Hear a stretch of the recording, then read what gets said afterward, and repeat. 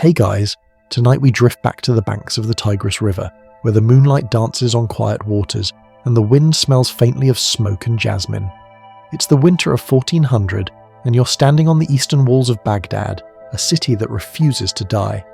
Centuries earlier, it was the heart of the world, the jewel of the Abbasid Caliphate, the city of 1,000 scholars, where caravans from India met ships from Egypt, and where philosophers debated under golden lamps. The Mongols broke it once, long ago in 1258, when Hulagu Khan's riders turned the Tigris black with ink and blood. But Baghdad, stubborn and scarred, rebuilt itself from ruin, smaller, poorer, but alive. By 1400, it's a city between worlds. The old caliphs are gone, the scholars fewer, but the rhythm of life hums again. Traders cross the narrow bridges, their donkeys laden with spices and wool. Muezzins call from cracked minarets at dawn, their voices floating over the river mist. The bazaars buzz with gossip. Silk from Tabriz, sugar from Basra, horses from Mosul. The scent of cardamom, coffee and hot bread fills the narrow alleys. Baghdad's people have learned to live between empires, to bow when conquerors pass and rebuild when they leave. They've done it before. You walk the crowded Kark district, past jewelers tapping gold leaf onto pendants, past parchment sellers whispering lines of Rumi and Hafez to attract buyers. In the courtyards, men speak of taxes, trade and distant wars, mostly in whispers, because above all Baghdad fears news from the east. From Samarkand they say, a conqueror is moving again, Timur, the lord of conquest, the sword of the age. They speak his name softly, as if sound itself might draw his attention. Some call him Timur the Lame, others the scourge of the world. He claims descent from Genghis Khan, and believes himself chosen to restore the Mongol dominion by fire. His empire already stretches from Delhi to Damascus, his armies an ocean of steel. But Baghdad's rulers, the Jalayirids, pretend not to listen. Their sultan, Ahmad ibn Uwais, lounges in his palace surrounded by poets and musicians, assuring his court that Timur's attention is fixed elsewhere, on Anatolia, perhaps, or the Mamluks of Egypt. The city's scribes flatter him. His astrologers read omens of safety. Even the merchants, ever cautious, convince themselves that Baghdad's wealth makes it too valuable to burn again. Timur does not destroy trade, one insists over a cup of wine. He profits from it. We'll pay tribute, and he'll pass us by. But outside the city, in the villages along the Diyala River, refugees have already begun to arrive. Persians and Kurds, dusty and hollow-eyed, speaking of towns emptied overnight, of men impaled at the gates, of rivers choked with bodies. They say Timur builds towers of skulls to mark his passing. Baghdad listens, and then returns to its markets.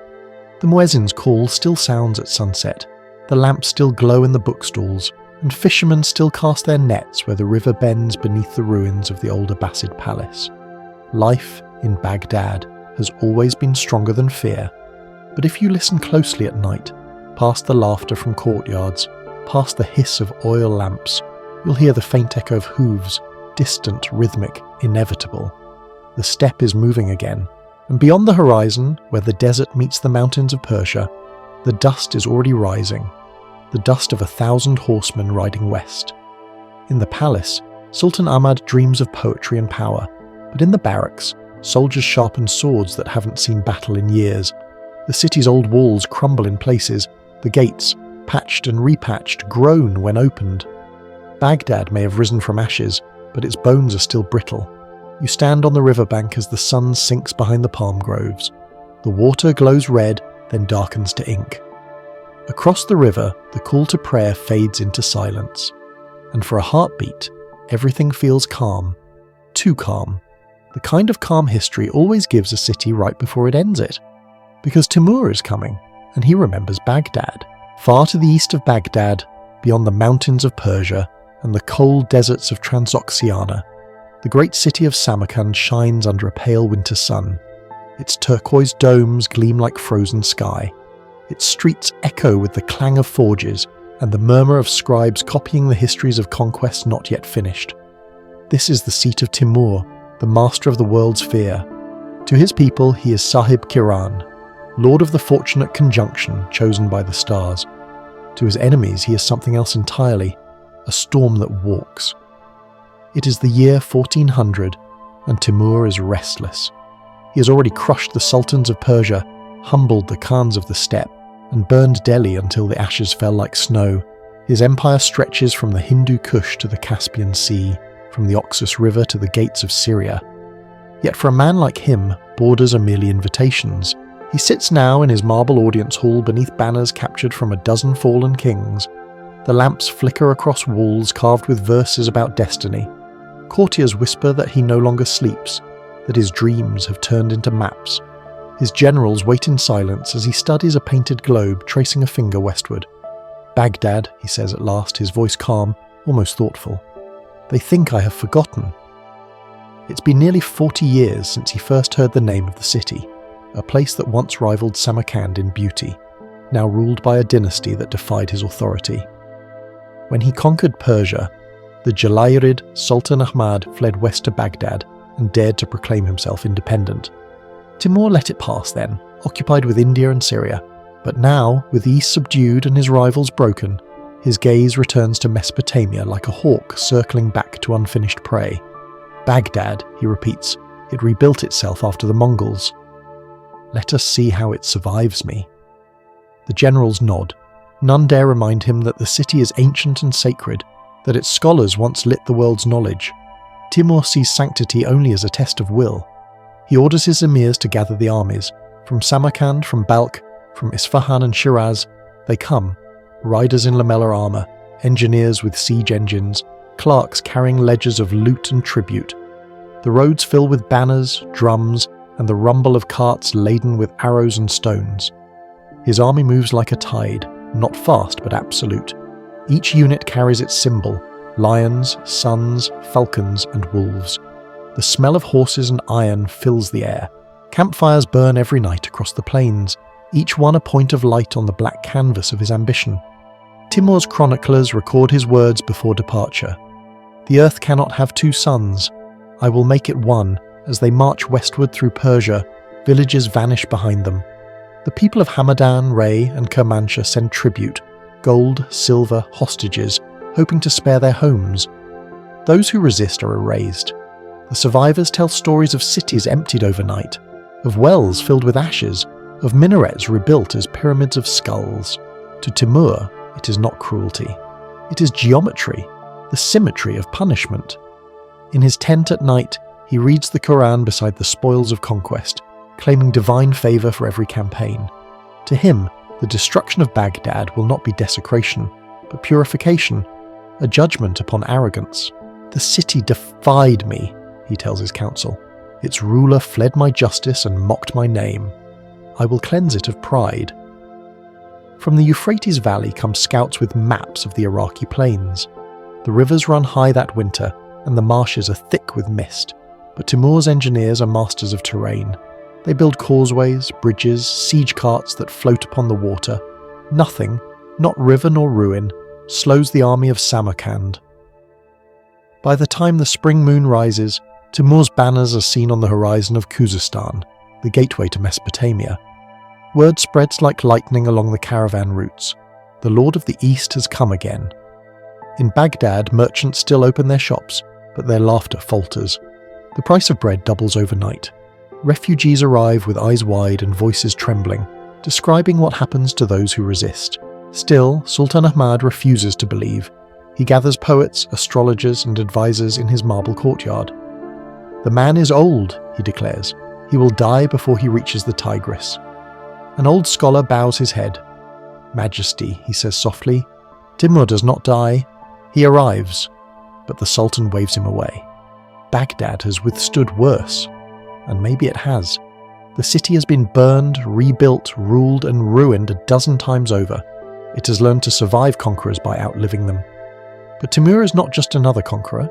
He is a collector of apocalypses, a man who makes history itself kneel.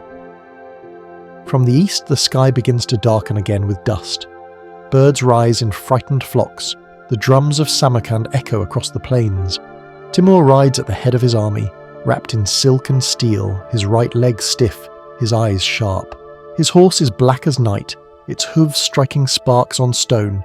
He looks west toward Baghdad and murmurs something his scribe later records. "Every empire is born from the bones of another. He smiles faintly and spurs his horse onward. The city of peace is about to meet the Lord of War. In the heart of Baghdad, behind walls veined with marble and courtyards scented with rosewater, Sultan Ahmad ibn Uwais Jalaya sits upon his throne. The hall around him glitters with gold thread curtains, jewelled lamps and polished bronze basins, where slaves pour water scented with saffron for guests to wash their hands. It's a world of fragile splendour, beautiful, brittle, and blind to the storm creeping closer from the east. Ahmad is a man of contradictions. Born into the Jalayirid dynasty, a family that rose from Mongol generals to Persian princes, he inherited both cultured taste and dangerous arrogance. He is no savage. He writes poetry, debates philosophy, and commissions miniatures so delicate you can see the shimmer of their pigments under lamplight. His court musicians play Persian lutes beside Arab poets, reciting verses of love and loss. He enjoys clever conversation, expensive falcons, and the certainty that Baghdad will always be his. To his admirers, Ahmad is the last flower of the old Islamic world, a patron of art in a time of blades. To his enemies, he's a man of vanity ruling an exhausted realm. His soldiers are underpaid, his governors corrupt, his nobles divided between loyalty and self-preservation. The Jalayirid realm once stretched from Tabriz to Basra, but it's now little more than Baghdad and its hinterlands, a jewel cut off from its crown. Ahmad's allies have either been crushed or betrayed him. Kara Yusuf of the Karakoyunlu Turks once fought beside him, then turned against him. Persia belongs to Timur.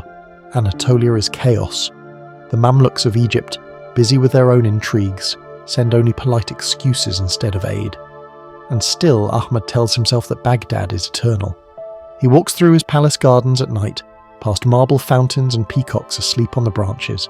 The jasmine smells stronger after rain. He looks toward the black horizon and says to his vizier, "The Mongols tried to erase this city. Did they succeed?" The vizier hesitates. "No, my lord." Then Timur will fail too. He wants to believe it. Baghdad's spirit feels immortal. Its people rebuild the way others breathe. But there's fear in the city now.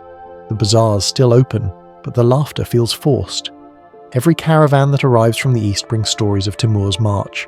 Villages burned in a single night, rivers turned red, towers of skulls marking each victory. One afternoon, as Ahmad listens to a poet reciting a ghazal in the garden, a messenger arrives, dusty, trembling, half dead from exhaustion. He falls to his knees before the Sultan. "My lord," he gasps, "Timur has crossed into Luristan. His vanguard is already at the Diyala. He sends word, surrender and submit, or he will level Baghdad as Hulagu did." A silence falls over the courtyard. Even the poet lowers his eyes. Ahmad's face remains expressionless for a long moment, then twists into a smile that fools no one. "Another barbarian shouting from the steppe," he says. "Let him come." Baghdad bows to no one. But that night, in the privacy of his chamber, the mask slips. He calls for his astrologers. They scatter sand on silver trays, trace patterns of stars, and whisper the movements of planets. Their verdict: the omens are bad. Mars, the planet of war, rises in the east. "Then tell Mars," Ahmad snaps, "that Baghdad has seen worse." He sends envoys to the Mamluks, promising gold and alliance if they march north. Another messenger gallops toward Anatolia to beg aid from Kara Yusuf, his former ally turned rival. But the roads are long and letters travel slower than armies. By morning, new rumours reach the city. Timur's scouts have been sighted near Kanikin.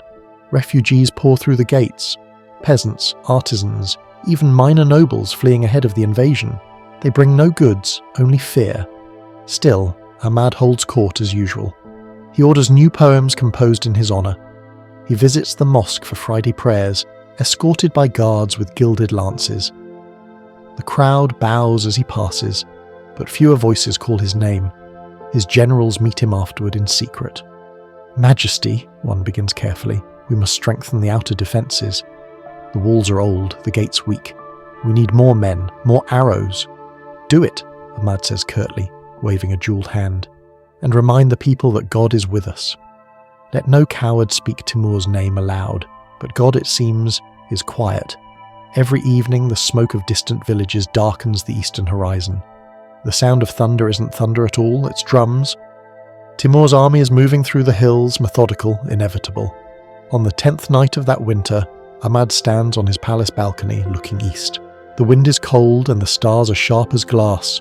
For the first time, the Sultan feels the faint tremor of uncertainty. His vizier joins him quietly. "Majesty," he says, "you could still send tribute." Timur accepts submission from kings he respects. Ahmad stares into the dark. "And if I bend now, what am I?" The vizier bows his head. "Alive." But Ahmad doesn't answer.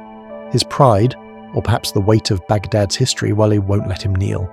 So he turns from the balcony, his face lit by lamplight, and says the words that will seal his city's fate. "Let the walls stand. Let the poets sing. Let Timur find a city that does not beg, and out beyond the river, where the plains fade into shadow, the riders of Samarkand keep coming, their torches glinting like stars falling toward the earth." The dawn over Baghdad is pale and uncertain, the kind of dawn that feels more like an apology than a promise. The mists hang low over the Tigris, swallowing the city's outlines, softening its scars. From the Karkh gate to the Bab al-Wastani, merchants begin to lift their shutters, pretending the world is as it was yesterday. But the silence on the horizon says otherwise. The first warnings come not from soldiers or scouts, but from traders and refugees. Caravans that once carried silk and amber now bring only fear.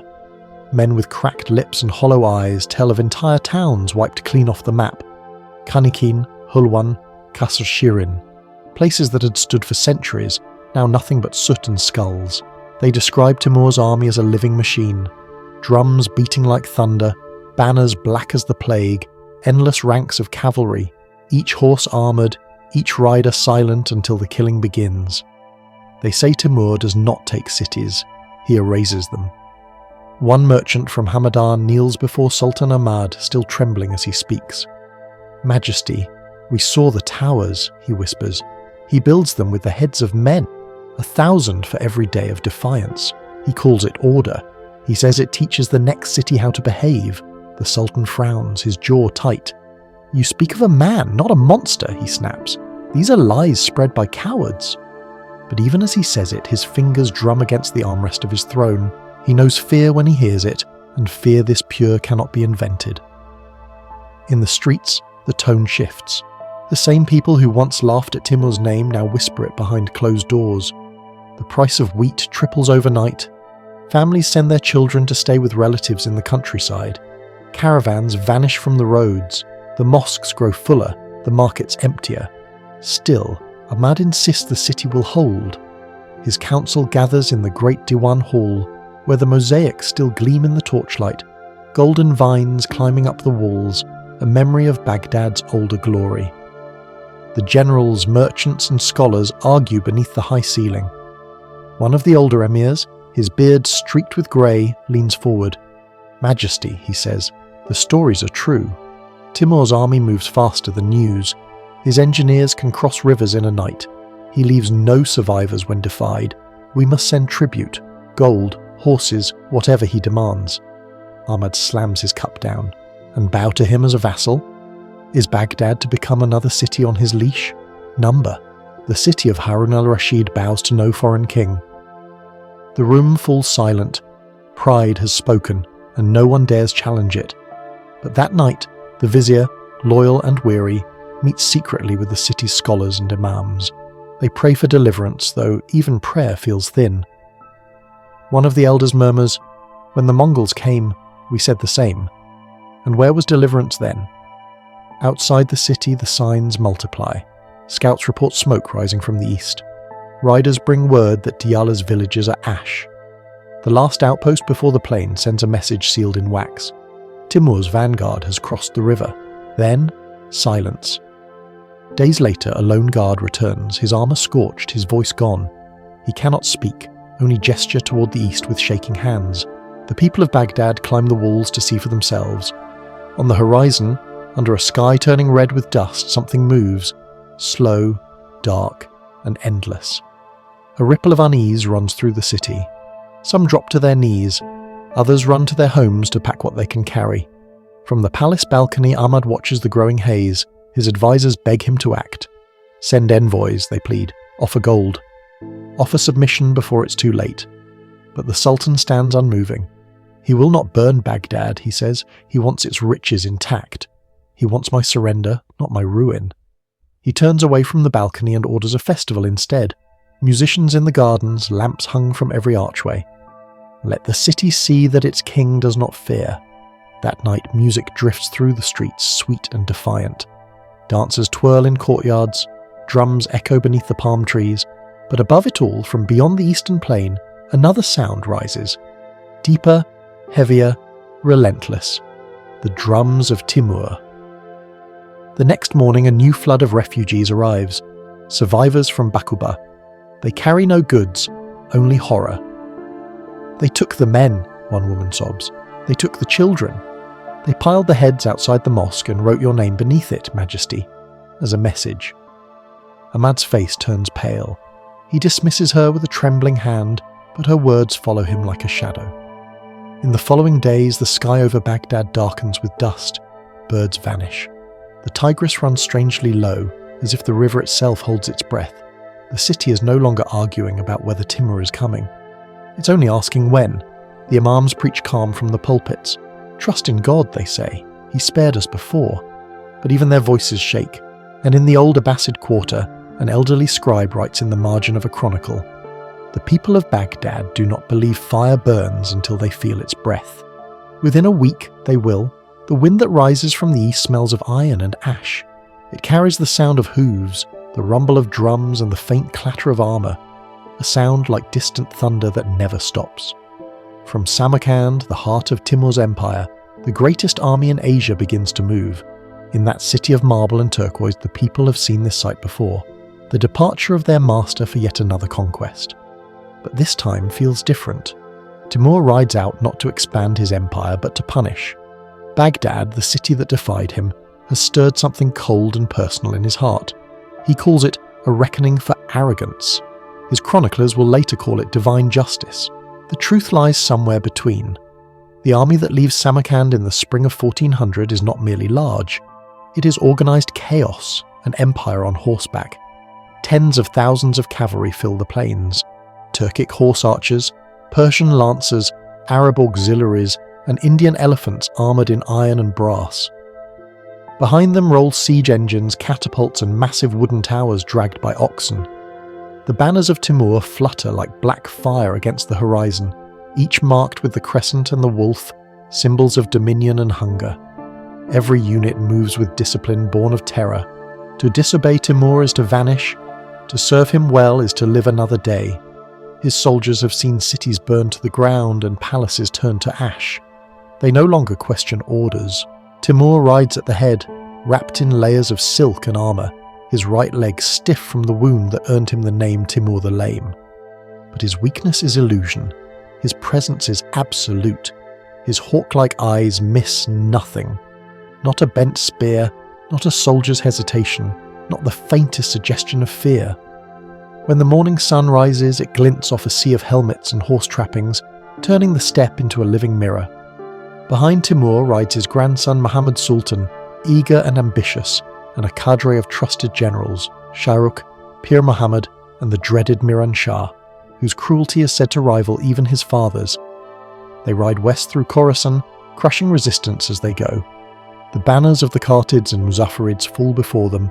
Cities that once defied Timur now open their gates in silence, their rulers kneeling at the edge of the road, offering tribute before his army even stops. They've learned the lesson others paid for in blood. Submission is cheaper than extinction. When the army reaches Ray, the ruins of ancient Ecbatana, Timur halts. He rides to the top of a hill overlooking the valley and addresses his men. "Beyond this land lies Mesopotamia," he says. "There is a city that calls itself eternal. Its king insulted my name and sheltered my enemies. The rivers of Babylon will run red before this year ends." The soldiers cheer, not from joy but from expectation. They know what awaits. From Ray, the army divides, one column cutting south toward Hamadan, another west toward Kermanshah.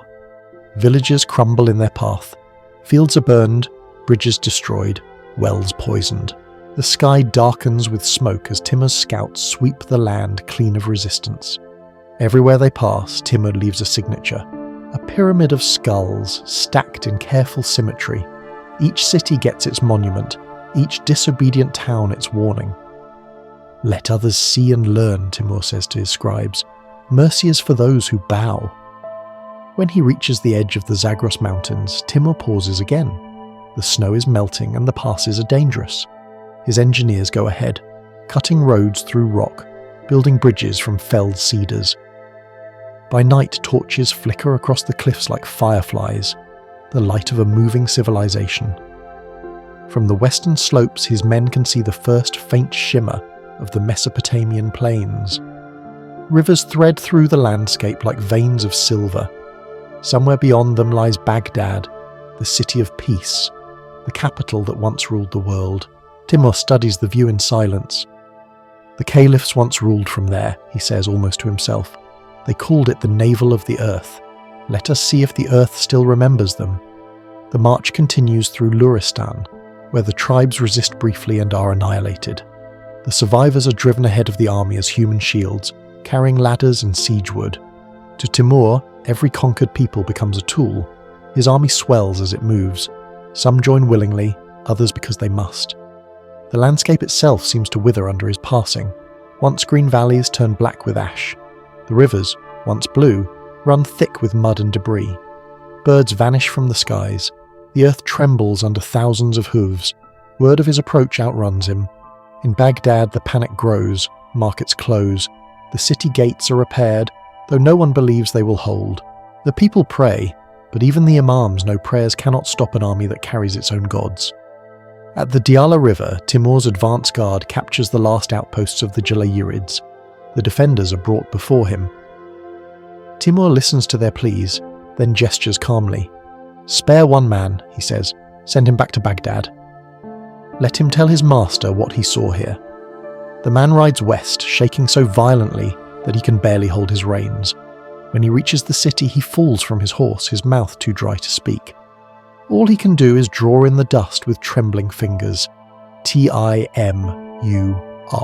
That's enough. Everyone understands.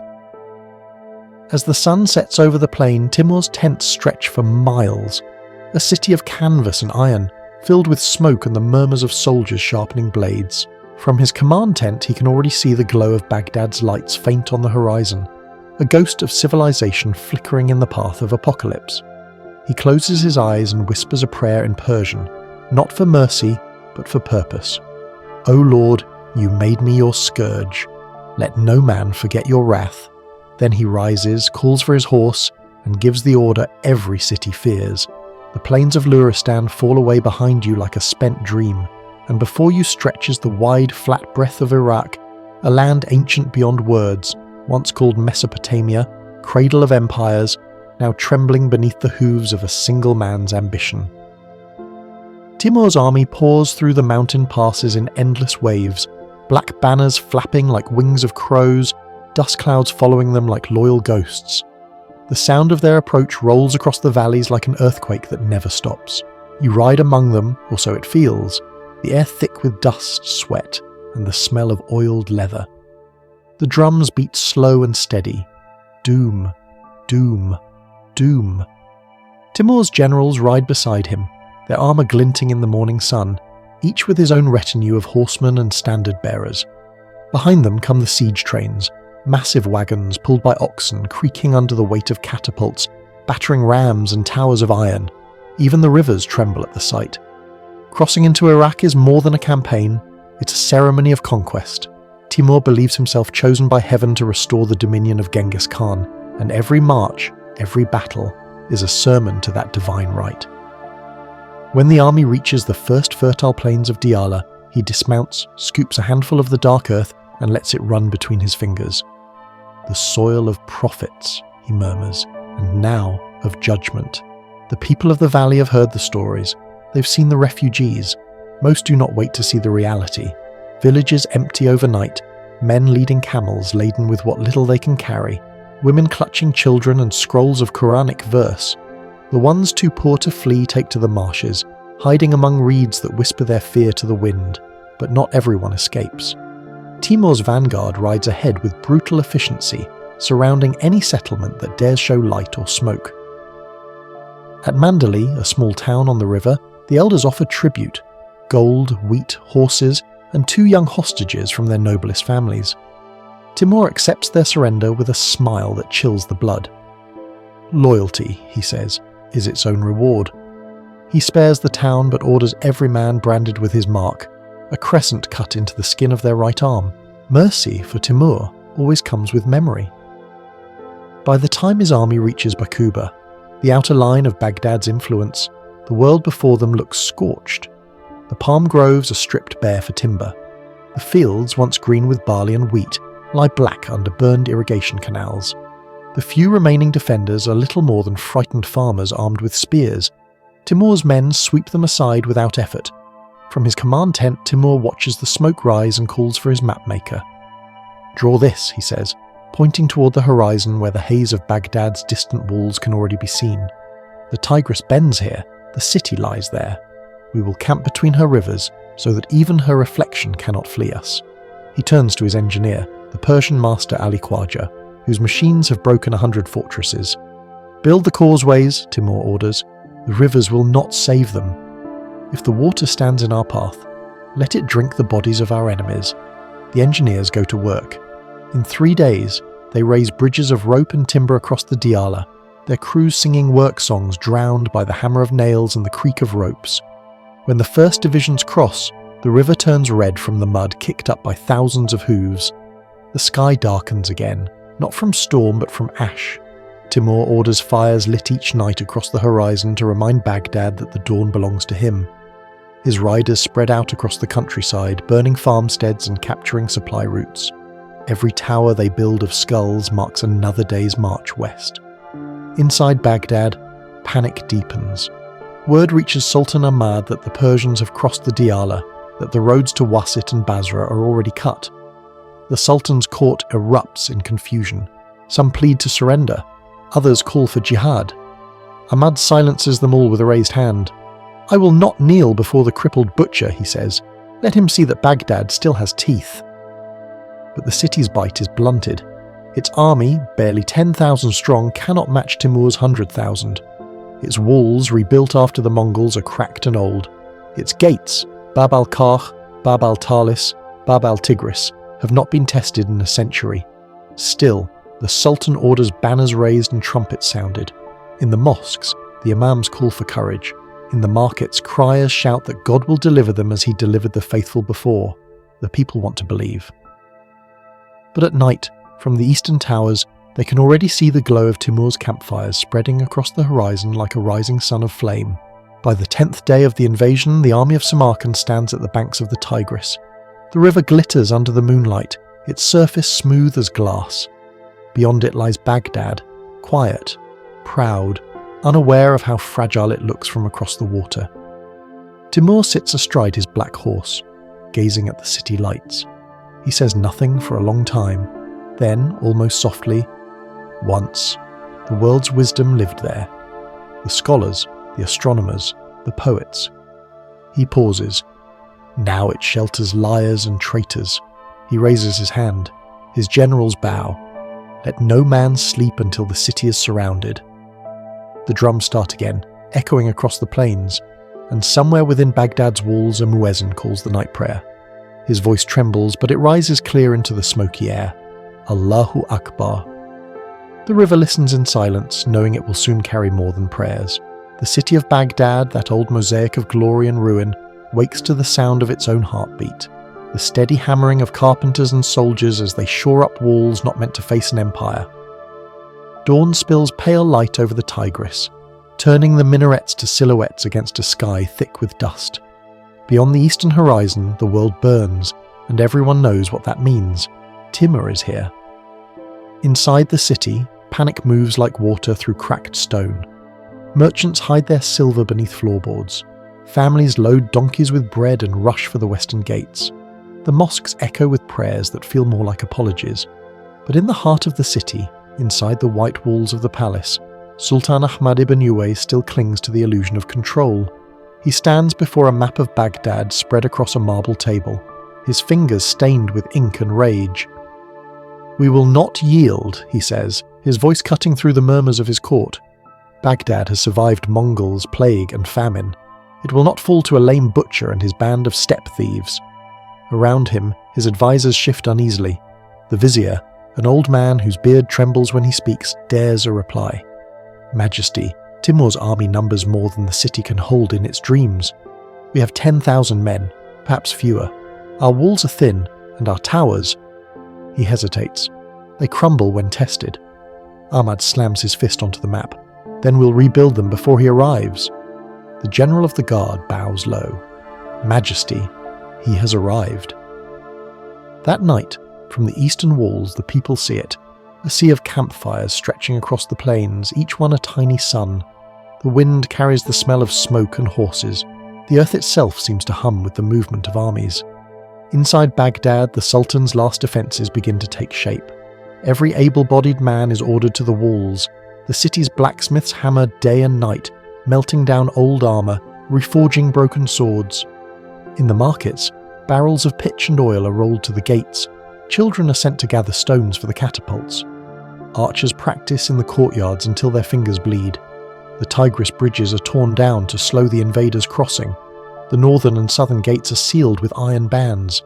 From the towers, watchmen light signal fires, though there's no one left to answer them. Sultan Ahmad himself walks the ramparts in the cold dawn, flanked by guards and imams who whisper prayers between clenched teeth. Below him, the city glows in the morning haze.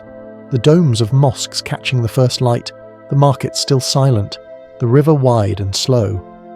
It is a view kings before him have called eternal. Ahmad wonders if it will still exist by sunset. He turns to his general. If the Persians breach the walls, where will the people go? There is nowhere left to go, Majesty, the man says quietly. We hold here, or we die here. Ahmad nods once. Then we hold. But holding a dream is harder than commanding an army. From across the plain, Timur's siege lines expand in perfect circles, an iron halo around the city. His engineers move with terrifying precision, digging trenches, raising palisades, and building towers taller than Baghdad's minarets. His artillery, the great mangonels and nafatun, are positioned just out of bow range, ready to hurl death at the walls. Timur himself rides along the perimeter each morning inspecting his lines. When he halts, it's never for long. The walls are weak, he tells his officers. Do not strike them yet. Let them hear us first. Let fear eat their courage before fire does, and so begins the slow suffocation of Baghdad. Every day, Timur's archers ride close enough to fire a few arrows, then vanish before the defenders can respond. His men taunt the soldiers on the walls with songs about the burning of Delhi and the fall of Aleppo. They capture any villagers trying to flee and crucify them along the road leading into the city, a forest of bodies that grows taller by the hour. Inside, morale begins to crumble. Mothers weep as food runs low. The river, once Baghdad's lifeline, now glitters with bloated carcasses and floating debris. The water turns foul, the wells dry. Bread costs its weight in gold. And yet, the Sultan refuses to surrender. Each night he gathers his remaining commanders in the throne hall, where candles gutter in the smoky air. He wants me to bow, Ahmad says. He'll find I can burn instead. He orders new defences built, wooden barriers soaked in oil to be set aflame when the Persians breach the gates. Archers are stationed on rooftops. Slingers line the alleys.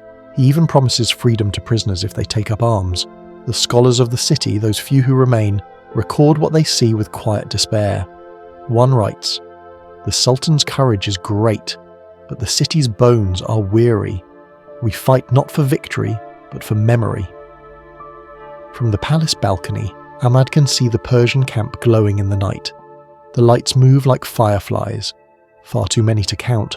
He can almost hear the low hum of their drums, steady as a heartbeat. The vizier joins him, face pale. "Majesty, if you fall, Baghdad falls forever." There will be no rebirth this time, Ahmad closes his eyes. Then may the world remember we did not bow. The next morning, the first stones from Timur's catapult strike the outer walls. The ground shudders, dust rains down from the parapets, and the people of Baghdad understand at last that the end has begun. The call to prayer rises from the mosques, thin and trembling, lost beneath the roar of the siege engines. And out beyond the river, Timur smiles.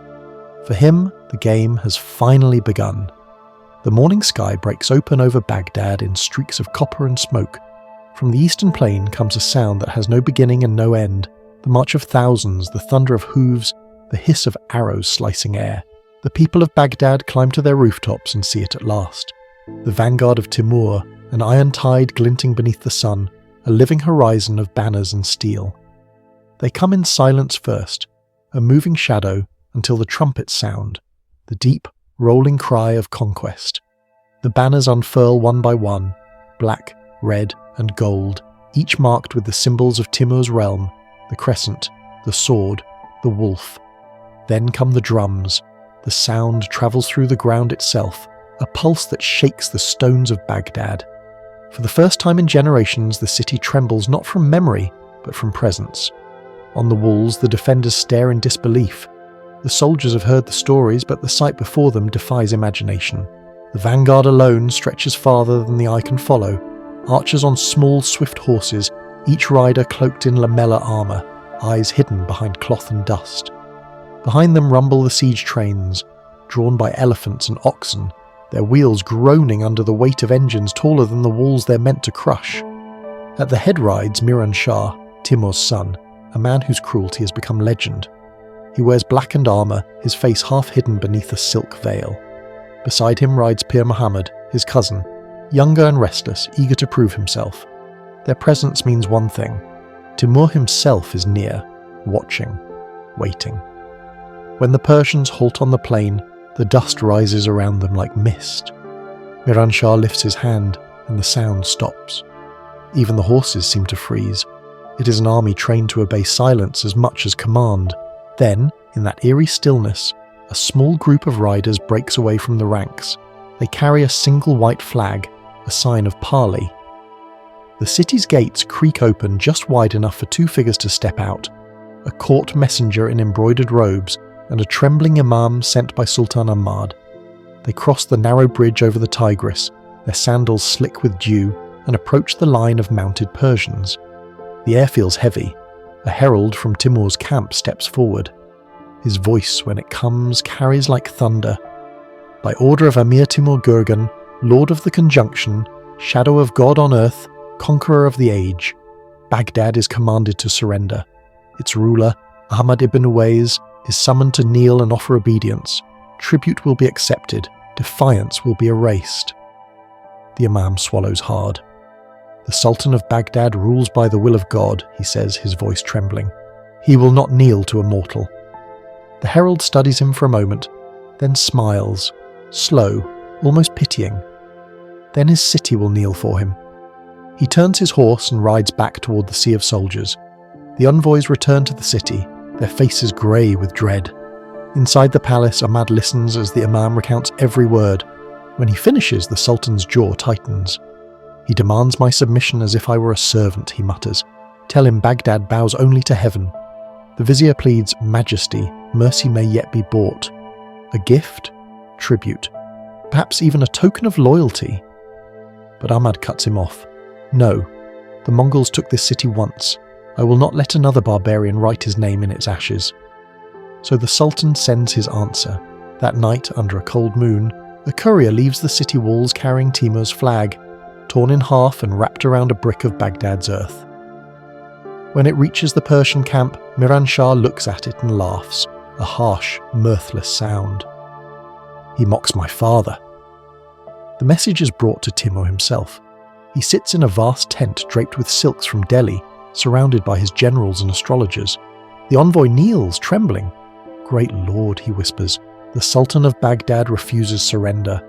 Timur's face remains unreadable. Refuses, he repeats softly, or delays. He tore your banner, my lord. Silence. Then Timur exhales slowly, as if disappointed, not angry. Then we will give him a new one, made from the smoke of his city. He rises from his seat and the tent seems to shrink around him. Prepare the engines, he commands. Tomorrow Baghdad will learn the cost of pride. The camp erupts into motion. Drums thunder again. Fires blaze along the riverbank, their reflections dancing on the black water. Thousands of men move like clockwork, carrying stones, ropes and oil. The air smells of tar and death. From the walls of Baghdad, the people watch in terrified silence as the horizon fills with moving shapes. Towers rise from the ground like skeletons of giants. Catapults are assembled under torchlight. By dawn, the plain across the Tigris has become a city of its own, a city built not for life, but for ruin. Sultan Ahmad walks the ramparts, his cloak whipping in the wind. The muezzin's call to prayer drifts through the smoke. His soldiers bow their heads, but his eyes never leave the horizon. The vizier stands beside him, voice low. Majesty.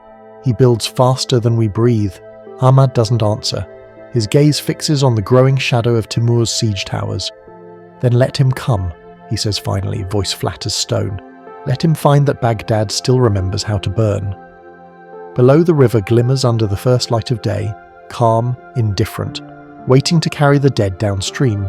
And on the far bank, Timur's black banners rise against the sun. The drums stop at dawn. The air hangs heavy with silence, the kind that presses on your chest, the kind that means something terrible is about to begin. From the eastern plain, a procession begins to form. At its centre rides a small group beneath a white banner, flanked by horsemen in black armour whose spears glitter with dew. Behind them, the vast army of Timur waits, motionless, a living wall of steel. From the walls of Baghdad, the watchers see the riders cross the narrow causeway built over the flooded marshes. The white flag, bright against the smoke-streaked sky, flutters in the cold wind. The people whisper, some in hope, others in dread.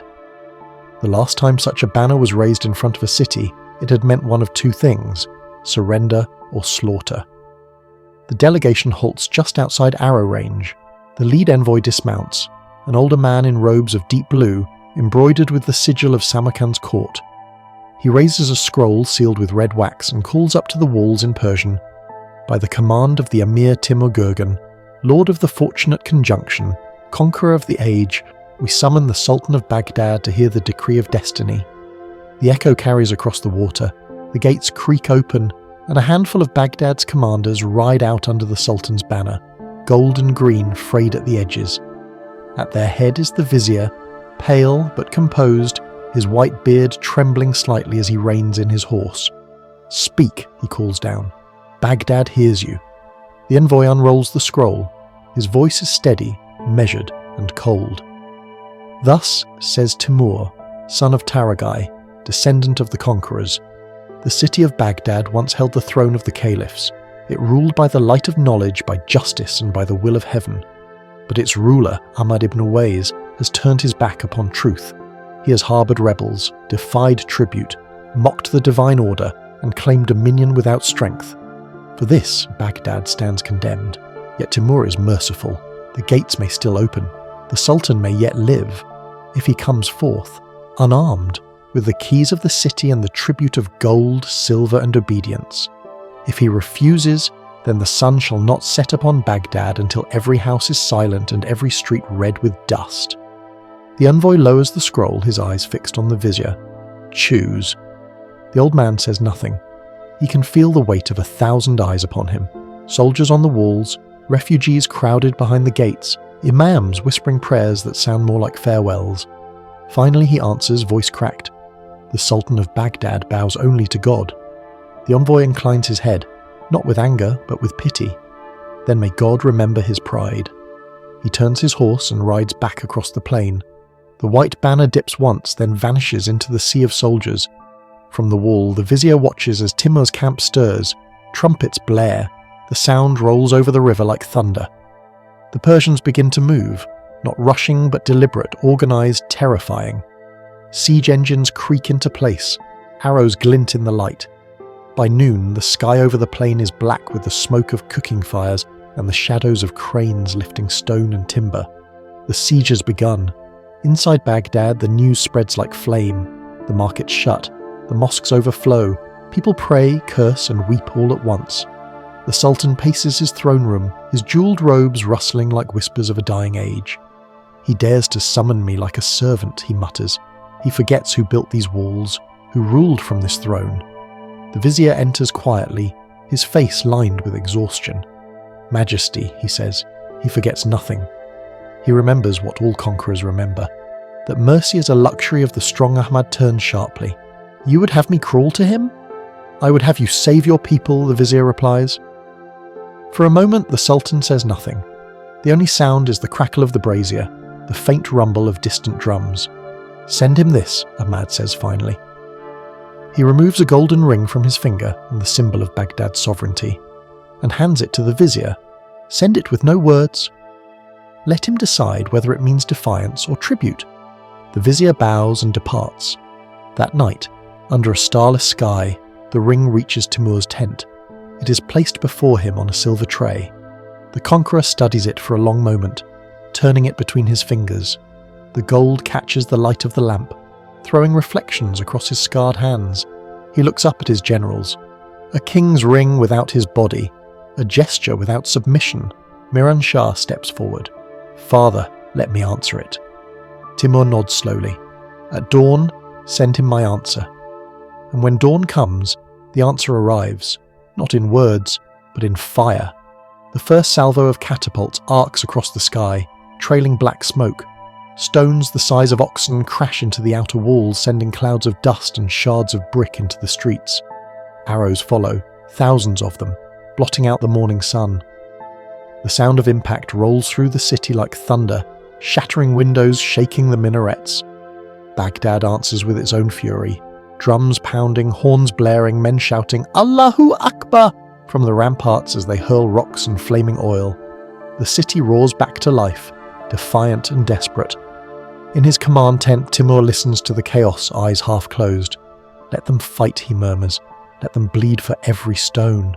By the time I enter their gates, they will beg the earth to swallow them." Outside, the sky glows orange with the reflection of the fires. Baghdad's walls for now still stand, but cracks already spider across the masonry.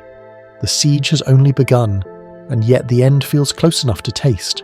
Somewhere, beneath the roar and the smoke, a single scribe writes by candlelight, "The drums of the east have reached the river.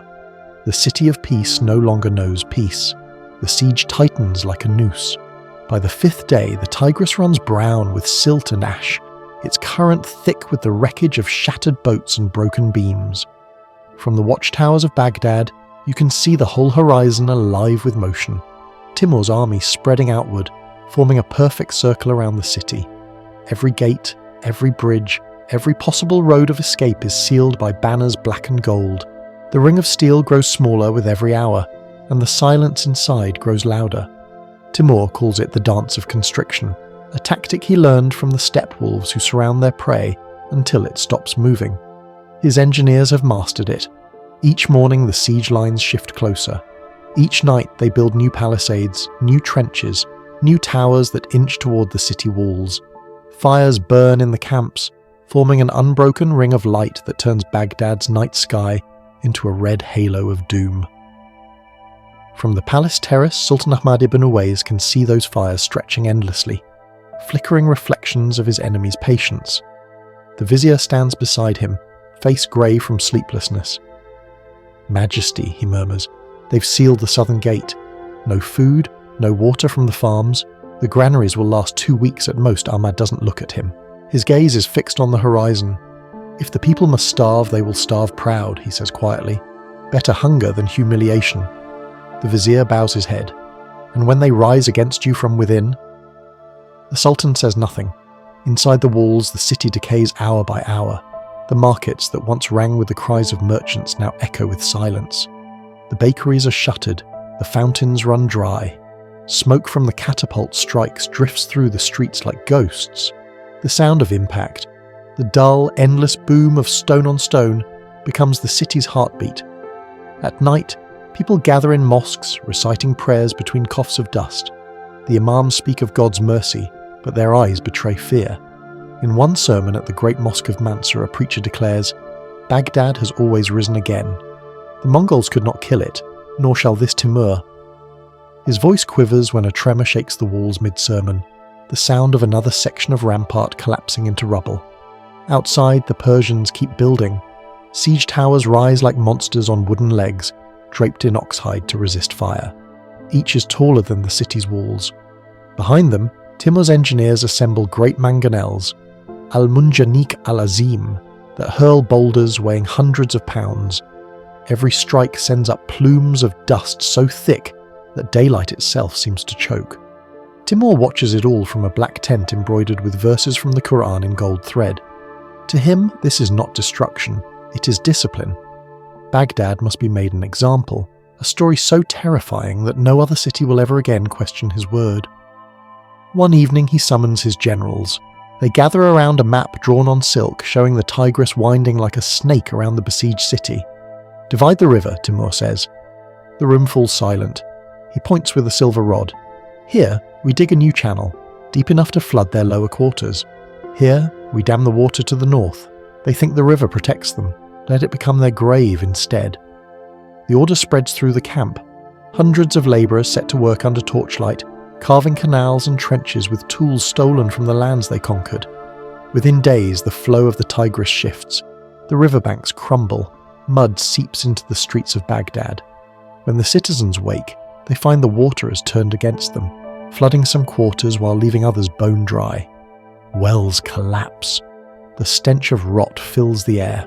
From the city walls, defenders shoot flaming arrows into the Persian lines, but the fires die in the wet ground. The archers on the walls grow fewer. Every morning more are found dead or gone. Some have deserted, sneaking out under the cover of darkness to surrender to Timur's men. They are not executed. They are sent back, mutilated, their tongues cut out, to remind the city what mercy looks like. Sultan Ahmad hears the reports in silence. He has stopped eating. He sleeps in armour now, his sword always within reach. His courtiers avoid his gaze.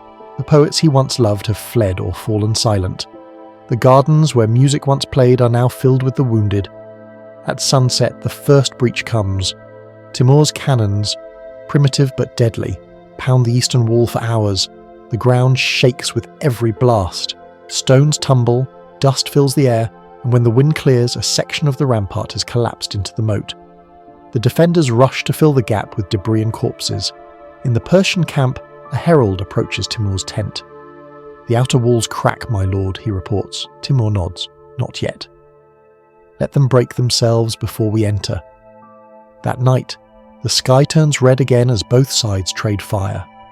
Baghdad glows like a lantern made of smoke. From the western towers, women hurl jars of oil and pitch at the siege towers. Children carry water to the ramparts. Even the scholars have taken up weapons, pens traded for daggers. Still, the ring closes tighter. By the 10th day of encirclement, the people inside begin to whisper of escape, tunnels, secret paths along the river, anything. But the Persians have thought of everything. Scouts patrol every bend of the Tigris. Archers hide in the reeds. None who flee make it far. On the 11th day, a small group of Baghdad's elders rides out under a white flag. Timur receives them personally. They beg for mercy, offering tribute, gold, jewels, sacred manuscripts. Timur listens without expression. When they finish, he gestures toward the city and says simply, "Too late." The elders are executed at sunset. Their heads are catapulted back over the walls. Inside Baghdad, no one doubts what comes next. As darkness falls, the drums begin again, slow, deep, deliberate. The fires in Timur's camp flare to life. Across the river, the siege towers creep closer, their wooden frames gleaming in the red light. From the palace balcony, Ahmad watches in silence. The wind carries the faint smell of burning oil and something else, the sickly sweetness of death. The vizier turns to him. "Majesty, there's still time to surrender." Ahmad doesn't answer. His eyes are fixed on the horizon, where the stars vanish behind the smoke. "Baghdad," he whispers, "has no word for surrender." And beyond the walls, Timur smiles in the dark because he already knows, tomorrow it will have a new one. The dawn that breaks over Baghdad is not dawn at all. It's a burning horizon, a red sun drowned in smoke. The air smells of ash and iron, and the wind hums with the low rhythmic pulse of drums. From every direction, Timur's siege towers inch closer to the city's battered walls, creaking like the ribs of some enormous beast. His army has not slept in 3 nights. They do not need to. They are about to feed. From the towers of Baghdad, the defenders watch the plain move. Siege engines, wagons, and lines of cavalry stretch as far as the eye can see. Banners flap in the heavy wind. Black for conquest, red for vengeance, gold for Timur himself. The ground shakes as the catapults fire in unison, their payloads whistling through the air before crashing into the city with a force that feels like an earthquake. The walls, already cracked, splinter further. Dust clouds rise so thick that sunlight turns grey. Inside the city, bells toll from the mosques, the signal for battle. The Sultan's criers shout through the streets, calling every man and boy to the walls. The Tigris bridges, already half destroyed, are set ablaze to block crossings. Oil jars and stones are stacked on rooftops. The air fills with the cries of the desperate, some praying, some cursing, some whispering the names of the dead before the living join them. Sultan Ahmad ibn Uwais dons his armour in silence. His attendants tighten the straps of his cuirass. His vizier hands him a curved sword. Gone are the silks, the jewels, the poems. What remains is the face of a man who finally believes in his own mortality. If the city burns, he says, it burns around me. By sunrise, the first Persian wave strikes. Timur's siege towers reach the walls. Their iron-sheathed rams pound against the gates, each strike shaking dust loose from Baghdad's ancient stones. Arrows blot out the light, a storm of steel falling like rain. The defenders reply in kind. From the ramparts, firepots arc downward, bursting against ox-hide towers, setting some aflame. The Persians smother the flames with wet hides, advance again, their drums beating in perfect rhythm with the rams. Then comes the roar. Timur's mangonels unleash a second barrage. Not stones this time, but clay pots filled with burning naphtha. They burst across the rooftops, splattering fire that clings to wood and flesh alike. Whole streets ignite at once. The defenders' shouts twist into screams. In the midst of it all, the mosques call the morning prayer. The voices of the muezzins rise shakily over the noise, pleading for divine mercy. For a moment the sound holds, pure, defiant, human, before being swallowed by the roar of another collapsing tower. At the northern gate the Persians break through. Their rams splinter the door and hundreds of cavalry surge forward. The defenders meet them in the narrow alleys with spears and kitchen knives, fighting house by house, stair by stair. Women carry stones to the rooftops and drop them on the invaders' heads. The air fills with smoke and screams, the scent of burning pitch and human breath. Timur watches from a hill overlooking the battlefield, his hands clasped behind his back. His generals report progress, the breaches widening, the walls crumbling. Slowly, he tells them, let them feel every moment. Let Baghdad remember what defiance costs, he signals his archers. From the rear lines, volleys of arrows rain over the walls in black waves. Each arrow bears a strip of cloth inscribed with verses of judgment. Some flutter into the city, others stick in corpses. Thus ends arrogance, one reads. By midday, the eastern wall collapses. The rumble shakes the earth. The dust rises so high it blots out the sun. Persian soldiers pour through the breach, their armour slick with soot, their blades glinting like mirrors of fire.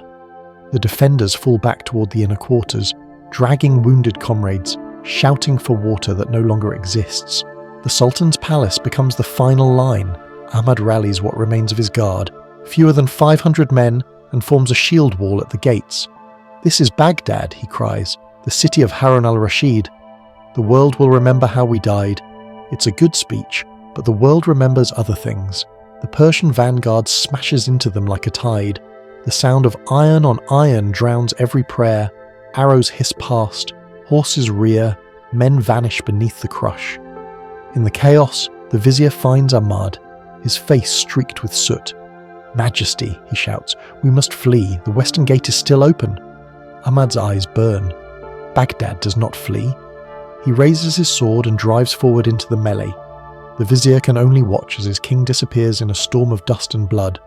By sunset, the inner walls fall, the palace burns, the minarets glow like candles against the night.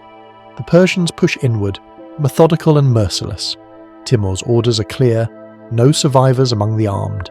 His men obey. From the hills beyond the city, the conqueror watches his vengeance unfold. The smoke rises thick and dark, spiraling toward the stars. He listens to the chaos, the clash of swords, the screams of the dying, the collapsing towers, and murmurs to his chronicler, "They said Baghdad was eternal. Nothing built by pride is by nightfall. The gates are gone, the market's silent, and the river runs red under a sky lit by burning domes." In the half-collapsed mosque of Mansur, a single muezzin still calls the prayer, voice hoarse and trembling, "God is greater, God is greater." The Persians pass him by. Timur's mercy, when it comes, is never random. It is reserved for those who remind him of eternity. When dawn rises again, Baghdad no longer belongs to the living. When morning comes, Baghdad is already dying. The smoke that blankets the city is so thick it turns the sun into a dull copper coin in the sky. The air is heavy, wet with ash, hot with breathless heat, and filled with the muffled crackle of fire eating its way through streets that once smelled of cardamom and ink. You can hardly tell where the sky ends and the city begins. Both are the same colour of ruin. The Persian banners now hang from every tower. They flap lazily in the rising wind, black and gold against a horizon of red. The siege engines stand silent, their work finished.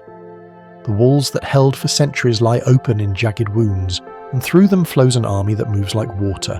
Methodical, unstoppable, indifferent, Timur's men sweep through the quarters of Kark and Rusafa, killing anyone who resists. The screams come in waves, short, sharp, then drowned by the roar of collapsing roofs. Those who surrender are herded into the squares, stripped of weapons and dignity alike. The conquerors move with grim precision. They are not drunk with chaos, they are professionals of annihilation. At the Grand Bazaar, fire devours everything faster than hands can steal. The wooden stalls, once crowded with spices, silks and books, go up like tinder. The smell of burning parchment is unlike any other. Sweet, dry, almost delicate, like the death of memory itself. Scrolls flutter in the wind before turning to ash. Some say that for 3 days the Tigris runs black again, as it did when the Mongols came, with the ink of drowned manuscripts from Baghdad's libraries. In the Mosque of Mansur the faithful have gathered, huddled together amid falling plaster and smoke. A single imam continues to recite the Shahada, his voice trembling. There is no God but God. A Persian soldier approaches, sword drawn, then lowers it. He stares for a long moment, then walks away. Not out of mercy, only exhaustion. There's nothing left worth killing. In the palace, what remains of Sultan Ahmad's guard fights its last battle. The courtyards that once glittered with marble fountains are filled with bodies and blood. Ahmad himself, wounded and barely standing, retreats through the burning corridors. The flames lick the gilded walls. Tapestries curl and fall like dead leaves. The vizier finds him near the Fountain of Lions, trying to lift his sword, though his hands shake too violently to hold it. "My king," the vizier whispers, "the gates are gone. The city is lost." Ahmad looks at him with eyes that seem already half in the grave. "Baghdad cannot be lost," he murmurs, "only forgotten." The vizier helps him flee through a side gate. They ride out under disguise, slipping into the chaos of refugees. No one recognizes them. To the Persians, Baghdad's king is already dead. Back in the heart of the city, Timur himself enters. He rides through the eastern gate on a black horse, followed by his guard, tall men in chainmail and crimson turbans. The ground beneath the hooves is slick. He says nothing as he surveys what was once the greatest city in the world. His chronicler, beside him, records his words when they finally come. Twice in history the world's light has gone out here. He dismounts and walks slowly through the ruined streets. The heat is suffocating, the air tastes of soot and blood. Women weep by the river, children hide under carts, faces streaked with ash. Every few steps a tower collapses, sending sparks into the air. Timur stops at the old Abbasid palace, or what's left of it, and orders a halt. He calls his generals. "For disobedience and arrogance," he declares, "this city shall serve as witness. Let its silence teach others." Then he gives the order that history will remember longer than his victories. Raise the towers. His soldiers move swiftly. All along the walls and outside the gates, pyramids of skulls begin to rise. One for each day of the siege, each made from the heads of the slain. 10,000, 20, perhaps more. Chroniclers will disagree on the number, but none will forget the sight. The towers stand like ghostly minarets, gleaming pale in the firelight. Timur watches without expression. To him, this is justice, a geometry of terror. By nightfall, Baghdad is unrecognizable. The great domes of the mosques have collapsed. The palaces are blackened husks. The bridges across the Tigris have burned to embers. The city's once bustling markets are littered with gold coins that no one dares to touch. Somewhere amid the wreckage, a cat wanders through the ruins, meowing into the smoke. It is one of the few living things that still moves freely. The soldiers ignore it. Even Timur's heart, iron though it is, softens for a moment as he watches. "There," he murmurs, "that is Baghdad now, a ghost that still walks." He turns to his scribe. "Write this," he commands. "Write that I spared no man who bore arms, but that I spared the city itself, so that the world may see what happens to those who defy Timur." The scribe hesitates, pen shaking. "My lord, what remains of the city?" Timur looks at the flames climbing higher. "The lesson. The fires burn for a week. At night the river glows red, reflecting the inferno. The smell carries for miles. Travellers in the desert say they can see the glow of Baghdad from beyond the horizon. A second dawn that never ends. And yet, in the quiet corners, life refuses to die. A handful of families dig through rubble for bread. A muezzin somewhere still calls the prayer. The wind shifts the ash over the Tigris until it settles like snow on the far bank. When Timur finally rides away, he leaves behind not a city, but a warning carved in smoke. Baghdad had survived the Mongols. It would survive this too. But not as it was, never again as the city of peace. The fires die down, but silence is worse. Baghdad no longer screams. It whispers. Smoke drifts in slow grey ribbons through streets lined with corpses. The Tigris, once the lifeline of the world, now stinks of decay. The air is thick with the hum of flies. What sunlight filters through the haze turns everything the colour of copper, the same hue as dried blood. Timur stands on the ramparts of what remains of the eastern wall, looking out across his conquest. To his left, the skull towers gleam pale against the rising sun. To his right, the city smoulders, roofless and broken. His generals stand behind him in silence, waiting for the command they already know is coming. "The gates are taken," Timur says quietly, as if thinking aloud. "The city resists no longer. And yet the blood in the streets is not enough. They mocked me." He turns to Miran Shah, his son, eyes cold. "I sent them mercy once." They answered with pride. "Now they will learn obedience." Miran Shah bows. "Your will, father." Timur lifts a single finger toward the city. "Cleanse it." It's the simplest word in the Persian tongue, but the most terrible one to leave his mouth. The soldiers know it instantly. Qatl aham, the order for total extermination. The slaughter begins at noon. Timur's army floods through the streets like a living plague. Every alley becomes a trap, every doorway a grave. The sound of steel on flesh echoes through the ruins, dull, rhythmic, endless. Men are dragged from hiding and executed in courtyards. Women are driven into the mosques and locked inside. Children vanish into the smoke. There's no strategy, no frenzy, no hate, only duty. The soldiers move with mechanical precision, their faces blank. When the sun reaches its peak, the city becomes one vast furnace. The air ripples with heat. The cobblestones are slick with blood. Timur rides through it all slow and calm as if inspecting a field. His chronicler rides beside him, trying to write while holding his breath against the stench. "My lord," he manages, voice trembling, "will history understand this?" Timur does not look at him. "History remembers the strong," he says. "The weak remember nothing." At the Mosque of Mansur, hundreds have gathered seeking refuge. They kneel shoulder to shoulder, reciting the Shahada through choking smoke. A Persian captain hesitates at the threshold. For a moment, even he falters at the sight. Old men clutching Qur'ans, children crying for water. Then one of Timur's officers rides up behind him. "The order is the same for all," he says. The captain nods once. The doors are barred. Torches are thrown inside. The flames spread fast. First the carpets, then the wooden beams. The prayers turn to screams, then to silence. The minaret collapses, scattering embers into the wind like stars. By nightfall, only pockets of resistance remain. A group of scholars barricades themselves inside the House of Wisdom, defending what books they can. When Timur's men reach them, they offer no fight, only a plea. Spare the knowledge, if not the men. Timur listens to the report later. Knowledge, he says, is only sacred when it serves order. Theirs served rebellion. He orders the building burned. The flames consume parchment and poetry alike. The air fills once again with that strange sweet smell of dying words. In the lower quarters, soldiers drag survivors into the open square. Merchants, labourers, imams and beggars alike. Each is questioned, then dispatched. Timur's executioners work in shifts, their blades blackened from overuse. The ground is carpeted with bodies. Even the Persians grow weary of killing. But the order holds. For 3 days the slaughter continues. On the second night the moon rises red, and even the conquerors fall silent. The Tigris groans under the weight of corpses thrown into its current.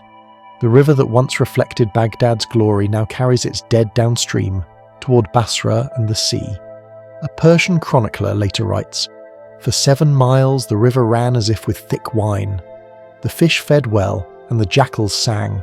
And yet, amid the horror, tiny acts of mercy bloom like weeds through stone. A soldier spares a child hiding in a basket. A Persian officer orders his men to leave a wounded woman untouched. They disobey Timur's order in whispers, not rebellion, out of exhaustion more than compassion." In the palace courtyard, Timur orders the surviving artisans brought before him, blacksmiths, masons, calligraphers. "You will rebuild what you destroyed," he tells them. "Baghdad will live again, not as a queen, but as a slave." His chronicler notes every word. Later Timur will boast to ambassadors, "I did not destroy Baghdad, I purified it." When the killing ends, the silence feels unnatural. The fires gutter out. The soldiers sleep among the ruins, too tired to bury the dead. The air tastes of rust and salt. In the distance, the call of an owl echoes through the night, the only sound left in a city once filled with poetry. On the 4th morning, Timur walks alone to the riverbank. The Tigris glistens dull red beneath the dawn. He kneels, dips his hand into the water and lets it run through his fingers. "So much ink," he murmurs, "so much blood. Which will history remember?" Behind him, his army begins to march east, the sound of their boots fading slowly. The towers of skulls gleam one last time in the sunlight before being swallowed by the rising dust. Baghdad lies still. The air is heavy, the streets silent, and the river moves on, indifferent, eternal. For the first time in weeks, the drums fall silent. The smoke thins, the screams have long faded, and what remains of Baghdad lies beneath a pale, motionless sky.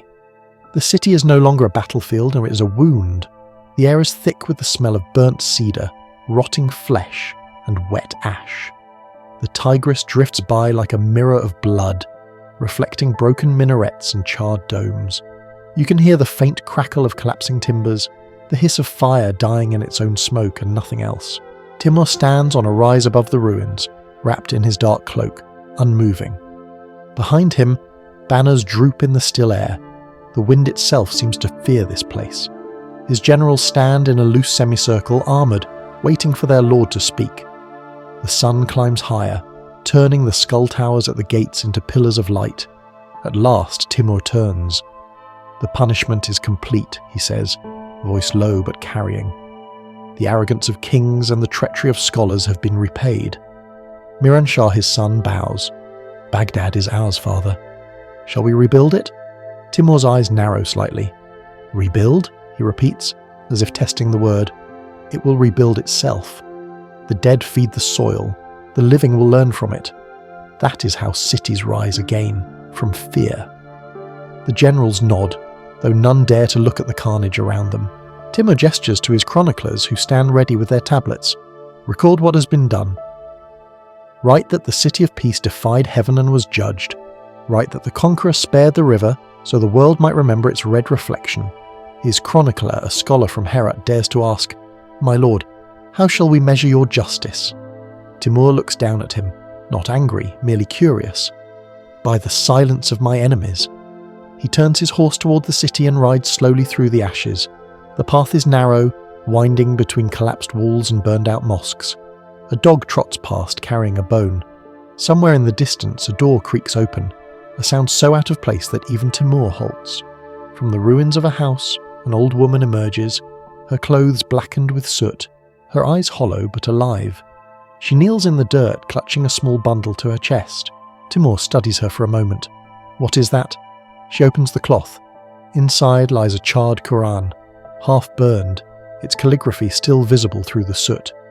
"The words survived," she whispers. Timur's gaze lingers on her, then he nods once. "So they did." He rides on. By noon, the army is assembled outside the western gate, what remains of it. Tents are struck. the siege towers dismantled, the spoils packed onto wagons. The sky above glows dull orange as fires still smoulder in the distance. Timur mounts his black horse and surveys the field one last time. Baghdad, he says softly, has returned to the dust it once ruled. Let it serve as the cornerstone of empire, buried, but not forgotten. He raises his hand and the drums begin again, not for war but for departure. As the army marches east, the rhythm of boots and hooves rolls like distant thunder across the empty plain. The towers of skulls recede behind them, shimmering in the heat haze like a mirage. No one speaks. The soldiers, hardened veterans of Delhi, Damascus and Tabriz, have never seen ruin so complete. Some cross themselves, others murmur prayers. Behind them, a few survivors creep from hiding. Starved, soot-covered, eyes wide as if sunlight itself burns. They move through the wreckage searching for food, water, anyone they might know.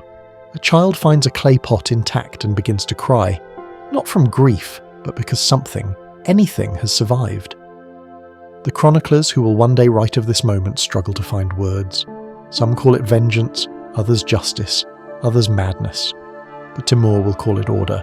To him, the slaughter is not cruelty, it is calculus. Every city burned now is 100 spared later. Every skull tower is a sermon to obedience.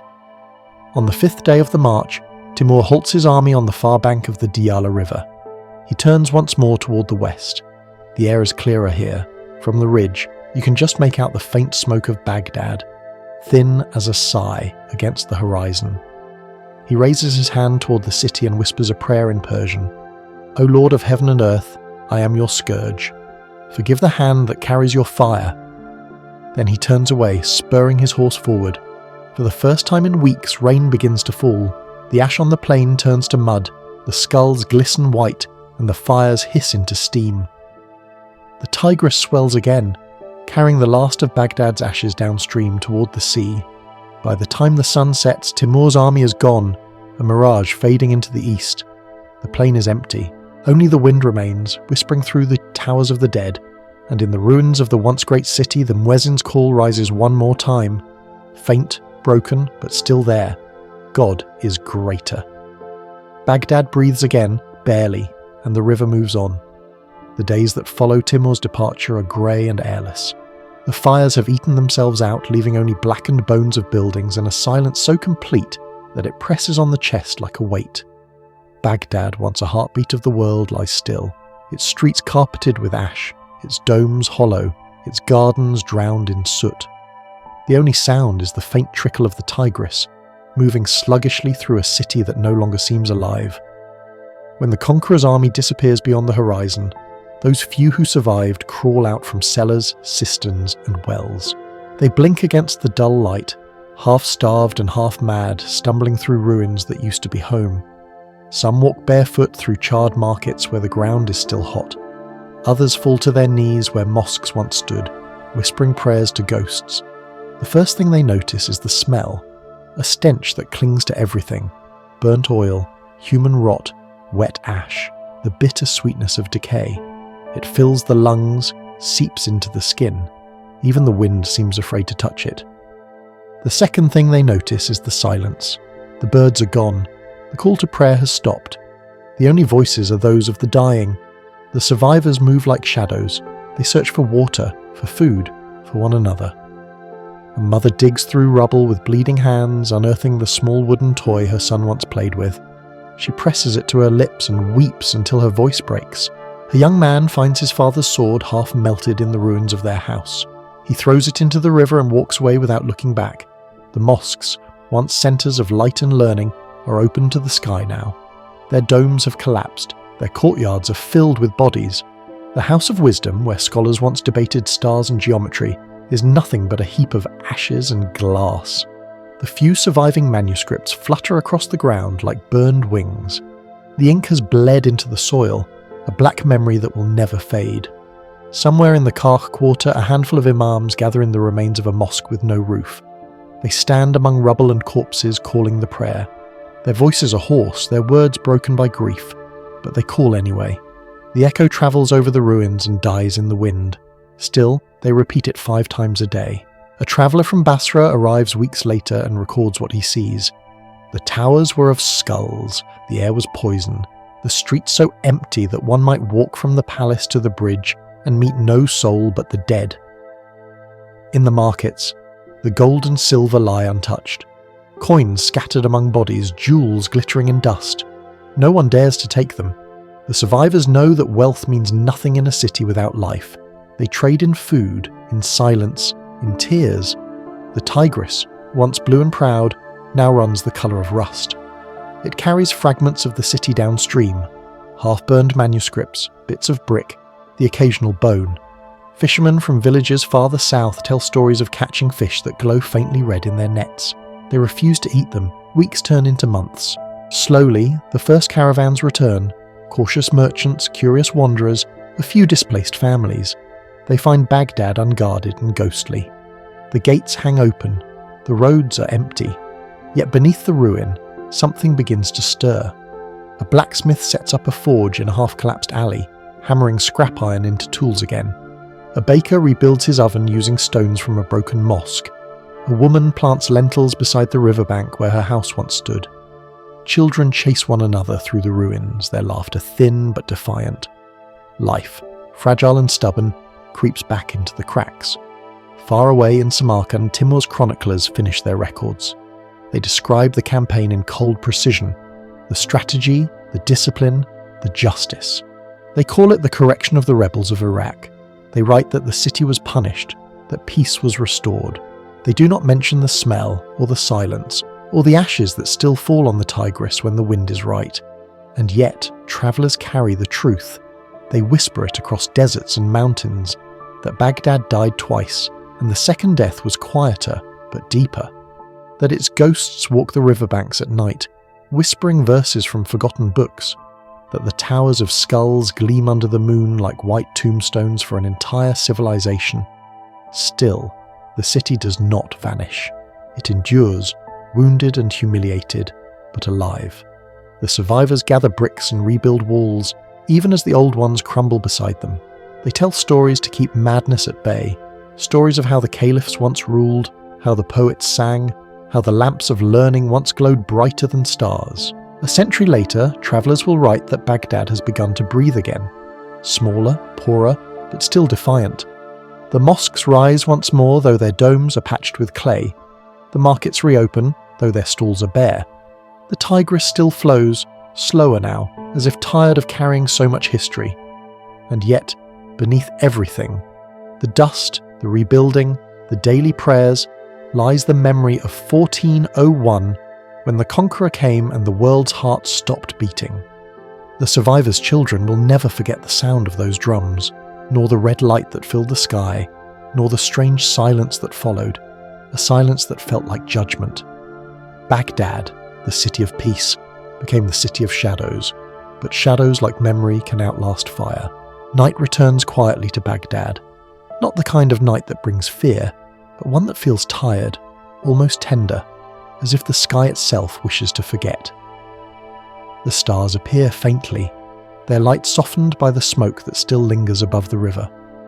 The wind moves slowly through the ruins, carrying the faint smell of wet ash and jasmine from the few gardens that somehow bloomed again. The fires have long gone out, but their memory still glows in the stones. You walk beside the Tigris, where the water laps softly against the broken embankments. The river is thinner now, slower, but still alive, just like the city. It moves as it always has, indifferent to the rise and fall of kings. Once, it reflected the lamps of palaces and the shimmer of golden domes. Later, it mirrored the fires of conquest and towers of skulls. Now, it only carries the soft reflection of moonlight. The river remembers everything but judges nothing. The survivors say that on certain nights when the wind shifts east, you can still hear whispers over the water. The faint voices of scholars reciting verses from memory, of muezzins calling to prayer through smoke, of children laughing in alleys that no longer exist. The sound drifts like mist, half dream, half history. No one dares to call it ghosts. In Baghdad, memory and spirit are the same thing. Timur is long gone now, his army vanished beyond the mountains, his empire already beginning to rot under the weight of its victories. In Samarkand, he builds new palaces of marble and jade, covering the blood beneath their foundations. The chroniclers write of his glory, not his guilt, and yet the river carries what ink cannot, the truth that every empire leaves behind a silence too large to fill. The people of Baghdad rebuild again, as they always have. A mason sets a new stone into a crumbled wall. A woman lights a lamp in a window that opens to nothing but ruins. A boy throws pebbles into the water and counts the ripples until they disappear. Life, cautious and quiet, begins to hum again, as it always does after the storm. In the marketplace, a few stalls reopen. Bread returns first, flat, dry, made from grain scavenged from the ashes, then tea, then fabric, then laughter. It is a thin kind of joy, but real. The imams call prayer from rebuilt minarets. The sound is softer than before, but more human. Not triumph, not defiance, just endurance. Sometimes in the early morning, when the mist still hugs the river, you can almost imagine the old Baghdad, the one of poets and scholars, of lamps and gardens, of the caliphs' golden age. It flickers in the air like a reflection, just beyond reach. And maybe that's what Baghdad has always been. Not a city of walls and markets, but a memory too stubborn to die. The Tigris, patient as ever, keeps flowing. It has seen the Mongols, the Persians, the Ottomans and the British. It has carried blood and books, prayers and ashes, hope and grief, all mixed into its endless current.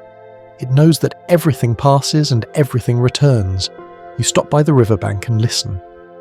The night is almost silent, but not quite. Somewhere a distant muezzin calls the final prayer, his voice cracked but steady. God is greater. The words drift over the water and fade into the stars. Baghdad exhales. The stones are still warm from centuries of fire, but there is a peace in their quiet now, not the peace of victory or submission, but of simple survival.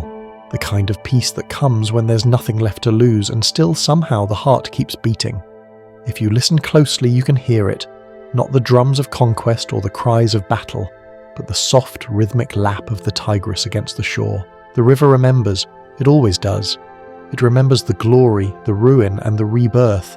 It remembers the city of peace, not for how it fell, but for how it refused to vanish. So sleep, traveller, let the sound of the river carry you. Let it tell you that even in the ashes of history something always stirs, a voice, a prayer, a heartbeat beneath the dust. And when morning comes, the light will rise again over Baghdad. Not golden, not grand, but gentle, and that will be enough. The wind moves softly now through what's left of the old streets, tracing paths between the broken stones where life once roared. The air has cooled, the fires have faded, and a calm like sleep settles over Baghdad. You can almost hear the echo of footsteps, not of soldiers, but of the people who will return one by one to rebuild what history keeps trying to erase. The Tigris flows slower tonight, its voice low and steady, like an old friend telling stories in the dark. It carries the city's memories without complaint. The laughter, the loss, the glory, the grief, all drifting downstream together, wrapped in silence. The water glimmers faintly beneath the stars, each ripple a reminder that time never truly stops. It only softens.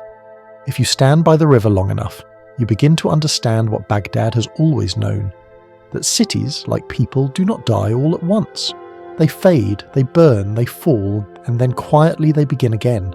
Somewhere in the ruins a lamp is lit, somewhere a child laughs, somewhere a prayer rises through the smoke. The night deepens, the wind hums through the hollow minarets, brushing across the warm stones, carrying the faint scent of jasmine and ash.